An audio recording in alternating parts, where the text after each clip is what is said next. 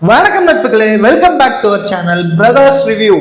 இன்னைக்கு நம்ம என்ன பைக்கை பத்தி பார்க்க போறோம்னு பாத்தீங்கன்னா, நம்ம கேடிஎம்ல புதுசா லான்ச் ஆயிருக்க டியூக் 350 பத்தி தான் நீங்க பார்க்க போறோம். 350 சிசில இருக்க ஒரே ஸ்ட்ரீட் பைக் இதுதான். இருந்தாலும் சிசி வைஸ் இதோட காம்படேட்டர் யாருன்னு பாத்தீங்கன்னா, Royal Enfield classic 350, Honda CP 350, அப்புறம் ஜாவா 350. இந்த வண்டியோட டிஸ்பிளேஸ்மெண்ட் பாத்தீங்கன்னா 349.32 சிசி. இந்த வண்டி இதோட மேக்ஸிமம் பவரான 40.9 bhp 8600 rpm ரீச் பண்ணுது. அதே நேரத்தில் இதோட மேக்ஸிமம் டார்க்கான 33.5 Nm of torque 7000 rpm reach பண்ணுது. டியூக் 350 பொறுத்த வரைக்கும் Atlantic blue, gun metal grey, அப்புறம் பிளாக்னு மொத்தம் 3 கலர் ஆப்ஷன்ஸ்லாம் அவைலபிளா இருக்கு.